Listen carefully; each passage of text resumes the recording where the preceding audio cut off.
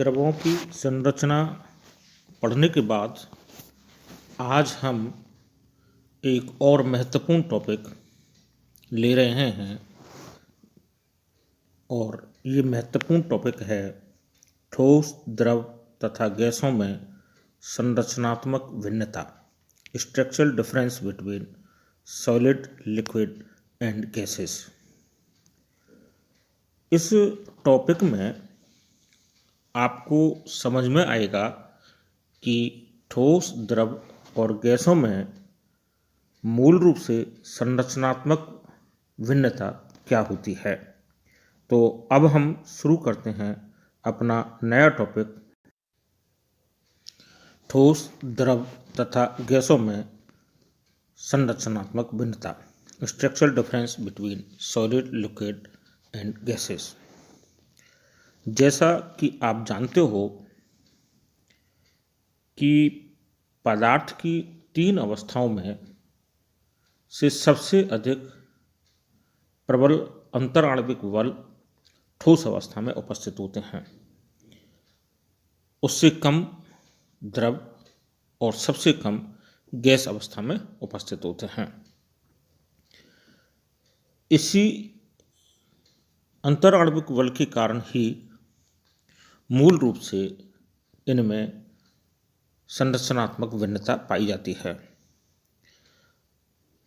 इन तीनों अवस्थाओं की संरचनात्मक भिन्नता को समझने के लिए हम एक एक करके प्रॉपर्टियों को लेते हैं और सबसे पहले इसी प्रॉपर्टी को, जिसे हम अंतराण्विक बल एवं दूरियों के रूप में ले रहे हैं, इंटरमॉलिक्यूलर फोर्सेस एंड डिस्टेंसेस। ठोस अवस्था में अंतराण्विक बलों का मान सर्वाधिक होने के कारण अणु एक दूसरे से निकटतम दूरी पर उपस्थित होते हैं। जैसा कि इस डायग्राम में मैंने तीनों अवस्थाओं को प्रदर्शित कर रखा है, जिससे आपको समझने में आसानी रहे। ये ठोस अवस्था है जिसमें अणु अपनी निकटतम दूरी पर उपस्थित हैं। इस दूरी से और नजदीक अणुओं को नहीं लाया जा सकता। लेकिन द्रव अवस्था में अंतराण्विक बलों का मान ठोस की तुलना में कम होता है और बल कम होने के कारण अणु एक दूसरे से दूर रहने लगते हैं। इस दूरी बढ़ने के कारण अणुओं का विस्थापन भी संभव होता है और जिससे द्रव बहने जैसे गुण प्रदर्शित करते हैं।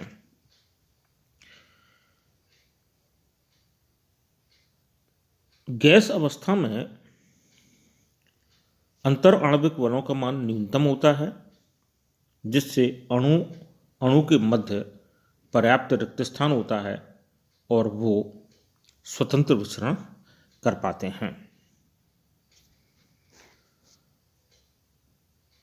ठोस अवस्था में अंतराण्विक बलों का मान सबसे अधिक होने के कारण अणुओं में कोई किसी प्रकार की गति नहीं होती है, केवल कंपन गति ही वो प्रदर्शित कर पाते हैं और उसके अतिरिक्त और कोई गति संभव नहीं होती है।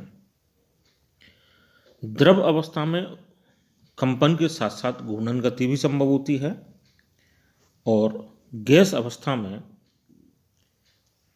स्वतंत्र विचरण, जिसे हम विस्थापन या स्थानांतरण कहते हैं, कंपन, घूर्णन और स्थानांतरण तीनों प्रकार की गतियां संभव हो पाती हैं।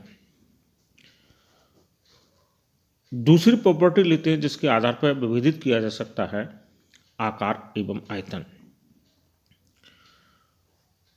जैसा कि इससे पूर्व के बिंदु में अभी हम डिस्कस कर रहे थे कि ठोस के अंतराण्विक बलों का मान सर्वाधिक होता है, जिससे अणु एक दूसरे के नजदीक हो जाते हैं। नजदीक आने के कारण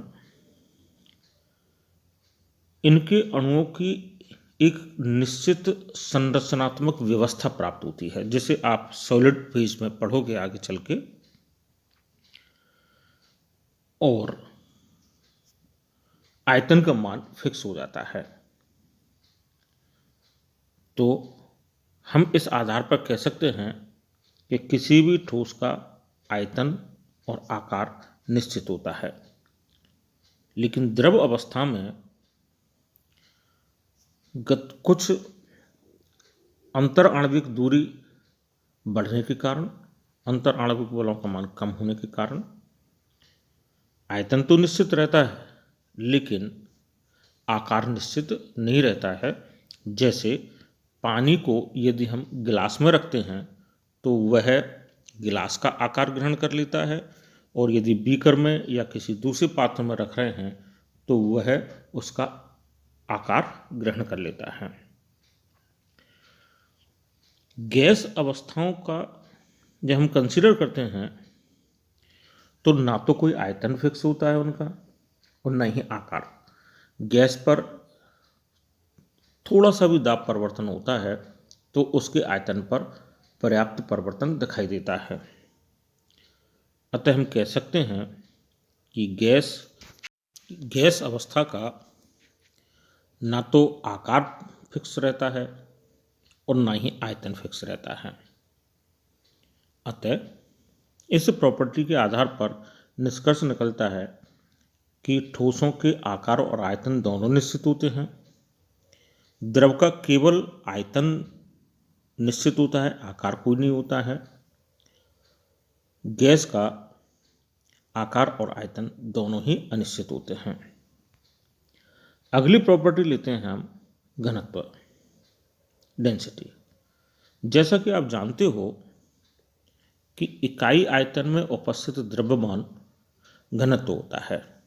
यदि V आयतन में m द्रव्यमान उपस्थित है तो घनत्व का मान D = m/v होगा, जिसे आप सभी जानते हैं। ठोस अवस्था में अंतर आणविक बलों का मान सर्वाधिक होने के कारण अणु अपनी निकटतम दूरी पर होते हैं, जिससे इकाई आयतन में अणुओं की संख्या ज़्यादा रहती है। इकाई आयतन में अणुओं की संख्या अधिक होने से इकाई आयतन में द्रव्यमान का मान भी अधिक हो जाता है, अतः घनत्व का मान अधिक होता है। जब हम द्रव अवस्था को कंसीडर करते हैं तो अंतर आणविक बलों का मान कम होने के कारण अणुओं के मध्य दूरी बढ़ जाती है, और दूरी बढ़ने से इकाई आयतन में उपस्थित अणुओं की संख्या अर्थात द्रव्यमान में कमी आती है, घनत्व का मान कम हो जाता है। गैस अवस्था में अंतर आणविक बलों का मान और भी कम होता है, जिससे अणु दूसरे अणुओं से पर्याप्त दूरी पर होते हैं, जिसका प्रभाव होता है कि इकाई आयतन में उपस्थित अणुओं की संख्या घट जाती है, काफ़ी कम हो जाती है, और इकाई आयतन में अणुओं की संख्या कम होने से इकाई आयतन में उपस्थित द्रव्यमान कम हो जाता है, घनत्व का मान कम हो जाता है। अतः निष्कर्ष निकलता है कि किसी भी पदार्थ की ठोस अवस्था में घनत्व का मान सबसे अधिक होता है, उससे कम द्रव अवस्था में होता है और उससे कम गैस अवस्था में होता है। लेकिन जल इसका अपवाद है, पानी। आपको ज्ञात होगा कि ताप कम करने पर पानी के घनत्व में वृद्धि होती जाती है। कब तक? 4 डिग्री सेंटीग्रेड तक। और 4 डिग्री सेंटीग्रेड से 0 डिग्री सेंटीग्रेड का हम टेम्परेचर पहुंचाते हैं तो घनत्व के मान में कमी होती है, और ठोस अवस्था 0 डिग्री सेंटीग्रेड से नीचे ठोस अवस्था बर्फ जो हमें प्राप्त हो रही है उसका घनत्व पानी के घनत्व से कम होता है, जिसके कारण बर्फ पानी की सतह पर तैरती है। इसे आप इनऑर्गेनिक केमिस्ट्री में काफ़ी डिटेल में पढ़ रहे हैं, जिसका मूल कारण बर्फ की संरचना और हाइड्रोजन बॉन्डिंग था। अगला गुण हम लेते हैं संपीड्यता। संपीड्यता को आप पहले समझ लीजिए। किसी पदार्थ पर या तंत्र पर दाब लगाने पर वह संकुचित हो जाए और हटाने पर पुनः अपनी पूर्व अवस्था में आ जाए, तो दाब लगाने पर संकुचित होने की प्रवृत्ति या गुण संपीड्यता कहलाता है। ठोस अवस्था में अणु अपनी निकटतम दूरी पर होते हैं। बल लगा करके या दाब, इकाई क्षेत्रफल में बल दाब कहलाता है, दाब लगा करके उनको और नज़दीक पहुंचाना कठिन होता है, अतः संपीड्यता का गुण कम होता है।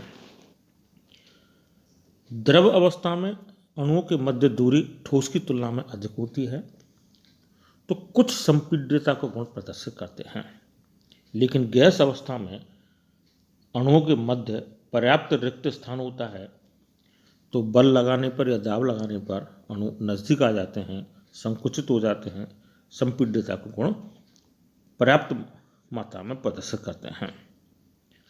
हम कह सकते हैं कि गैसों की संपीड्यता का गुण सर्वाधिक होता है, उससे कम द्रव में और ठोसों में नगण्य या शून्य होता है।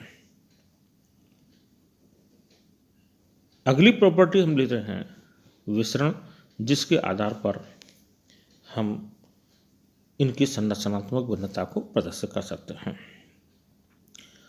अणुओं का विस्थापित होकर के एक दूसरे में मिक्सिंग होने की प्रॉपर्टी है डिफ्यूजन या विसरण कहलाती है, आप जानते हो इसे। ठोसों में अंतर आणविक बलों का मान सर्वाधिक होने के कारण वो अपनी स्थिति को छोड़कर सामान्यतः नहीं जा पाते हैं, अतः विसरण का गुण लगभग नहीं होता है। कुछ ठोसों में ऊर्ध्वपातन क्रिया में विसरण का गुण प्रदर्शित होता है, लेकिन ठोस अवस्था में रहते हुए ये गुण सामान्यतः प्रदर्शित नहीं होता है। द्रवों में अणुओं के मध्य रिक्त स्थान आ जाता है, जिसमें दूसरे पदार्थ के अणु भी द्रव अवस्था में हैं तो प्रवेश कर पाते हैं। कुछ विसरण की प्रॉपर्टी प्रदर्शित होती है, लेकिन गैस अवस्था में विसरण की गुण सर्वाधिक होती है। जैसे सेंट की शीशी को दूर से भी खोलने पर हमें तुरंत वो स्मेल के रूप में प्राप्त होती है।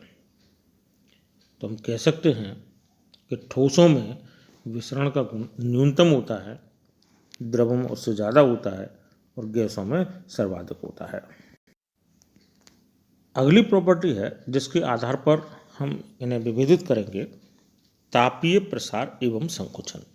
पहले तापीय प्रसार और संकुचन को समझ लें, उसके बाद में फिर जब किसी पदार्थ के ताप में वृद्धि करते हैं तो उसके आयतन में वृद्धि होती है। ताप बढ़ाने पर आयतन में वृद्धि होना तापीय प्रसार कहलाता है, और 1 डिग्री ताप में बढ़ाने पर आयतन में वृद्धि तापीय प्रसार गुणांक द्वारा प्रदर्शित किया जाता है। इसी प्रकार जब हम किसी पदार्थ के ताप में कमी करते हैं तो उसके आयतन में कमी आती है, और आयतन में कमी होना संकुचन कहलाता है या कॉन्ट्रैक्शन कहलाता है, और 1 डिग्री ताप में कमी होने पर पदार्थ के आयतन में कमी संकुचन गुणांक कॉन्ट्रैक्शन फैक्टर कहलाता है, जिससे हम यूनिफॉर्मिटी यानी कंपैरेटिव स्टडी कर सकते हैं। ठोस अवस्था में अंतर आणविक बलों का मान सर्वाधिक होता है। अंतर आणविक बलों का मान अधिक होने पर उन्हें दूर दूर करने के लिए अधिक ताप बढ़ाना पड़ता है, क्योंकि आप जानते हो कि अंतर आणविक बलों का मान ताप बढ़ाने पर घटता है, और अंतर आणविक बलों का मान घटने पर अणुओं के मध्य दूरी बढ़ती है, जिससे आयतन में वृद्धि होती है। ठोस के अणुओं में अंतर आणविक बलों का मान सर्वाधिक होने के कारण ताप बढ़ाने पर आयतन में उतनी वृद्धि नहीं हो पाती है जितनी द्रवों में होती है, और द्रवों में उतनी नहीं हो पाती है जितनी गैस में होती है। तो तापीय प्रसार का मान सर्वाधिक गैसों में देखने को मिलता है, क्योंकि अंतराणविक बलों का मान कम है, तो थोड़ी सी ताप बढ़ाने पर पर्याप्त परिवर्तन देखने को मिलता है, और उससे कम द्रवों में देखने को मिलता है, और सबसे कम ठोसों में। तो हम कह सकते हैं कि ठोसों में तापीय प्रसार न्यूनतम द्रवों में उससे ज़्यादा और गैसों में सबसे ज़्यादा होता है। जब हम संकुचन की बात करते हैं, कॉन्ट्रैक्शन की, तो कॉन्ट्रैक्शन की जैसे अभी डेफिनेशन बताई थी हमने कि हम बल लगाएं, ताप में कमी करें, और ताप में कमी करने के बाद आयतन में कमी हो तो संकुचन कहलाता है। ठोस के अणु अपने निकटतम दूरी पर उपस्थित होते हैं, और निकटतम दूरी पर उपस्थित होने के कारण उनको और नज़दीक लाना कठिन होता है, तो संकुचन का गुण भी कम होगा। ताप में हम कमी करते जाते हैं, लेकिन ठोस के आयतन में सामान्यतः कोई कमी देखने को नहीं मिलती है।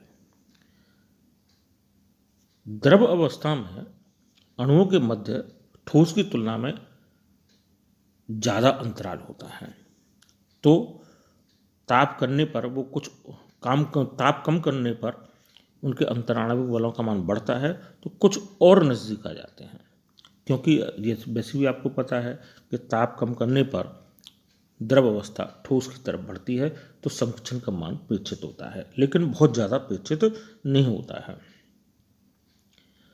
गैस अवस्था में अणु पर्याप्त दूरी पर होते हैं।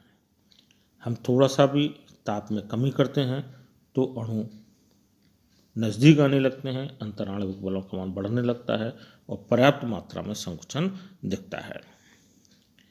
तो संकुचन का क्रम भी ठोसों में सबसे कम होता है, द्रवों में उससे ज़्यादा होता है और गैसों में सबसे अधिक होता है।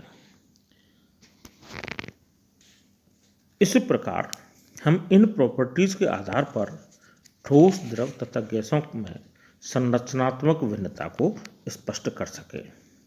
अब हम अगले टॉपिक में द्रव क्रिस्टल या मीजोमॉर्फिक स्टेट को लेंगे, वो भी एक बहुत ही महत्वपूर्ण टॉपिक है।